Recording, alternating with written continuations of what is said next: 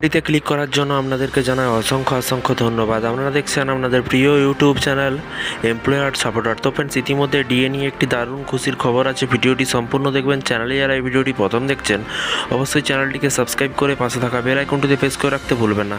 সরকারি কর্মচারীদের জন্য বিরাট সুখবর, শীঘ্রই কিন্তু বাড়ছে মাইনে। বাড়তি কত টাকা পকেটে আসবে চলুন বিস্তারিত জেনে নেওয়া যাক। এখানে বলা হয়েছে, দেখতে পাচ্ছেন কিছুদিন আগে বড়সড় ধাক্কা খেয়েছেন কেন্দ্রীয় সরকারি কর্মচারীরা। তৃতীয় মোদী সরকার আমলে কিন্তু প্রথম কেন্দ্রীয় বাজেটে অষ্টম পে কমিশন ঘোষণার সম্ভাবনা থাকলেও কিন্তু তা হয়নি। আশায় রীতিমতো জল পড়েছে। কিন্তু গত 23শে জুলাই সংসদে বাজেটে পেশ করেন কেন্দ্রীয় অর্থমন্ত্রী নির্মলা সীতারমণ। তবে কিন্তু সেখানে সরকারি কর্মচারীদের অষ্টম বেতন কমিশন নিয়ে কোনো আপডেট আসেনি এবং সামনেই কিন্তু সরকারি কর্মচারীদের জন্য সুখবর।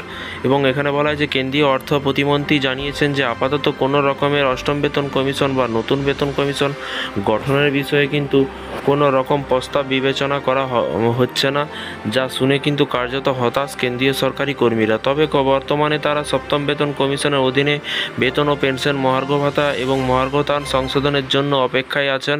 শোনা যাচ্ছে শীঘ্রই তাদের ডিএ বৃদ্ধি পেতে চলেছে। শোনা যাচ্ছে যে সামনেই মহার্ঘ ভাতা বৃদ্ধি পেতে চলেছে কেন্দ্রীয় সরকারি কর্মচারীদের, যার ফলে কিন্তু পকেটে আসবে বাড়তি টাকা। নিয়ম অনুসারে কিন্তু বছরে দুবার কিন্তু নিজের কর্মচারীদের ডিএ বৃদ্ধি করে কেন্দ্রীয় সরকার। জানুয়ারিতে মহার্ঘ ভাতা 50% পৌঁছেছে। জুলাইতে কিন্তু ফের বাড়তে পারে ভাতা এবং ফার্স্ট জুলাই থেকে মহার্ঘ ভাতা সংশোধন হবে কিন্তু, অর্থাৎ ডিএ বৃদ্ধি করা হবে। যদিও সেপ্টেম্বর অক্টোবরে এই ঘোষণা করা হয়ে থাকে, তবে তা কিন্তু জুলাই থেকেই কার্যকর করা হয়। ইতিমধ্যে একাধিক রিপোর্টে এমন দেখে মনে করা হচ্ছে যে এবার কেন্দ্রীয় সরকারি কর্মচারীদের মহার্ঘ ভাতা 4% বাড়ানো হতে পারে। সরকার গত বেশ কয়েকবার ধরে ক্রমাগত ডিএ 4% করে কিন্তু বৃদ্ধি করে আসছে। এবার অন্তত 4% ডিএ নিশ্চিত বাড়বে।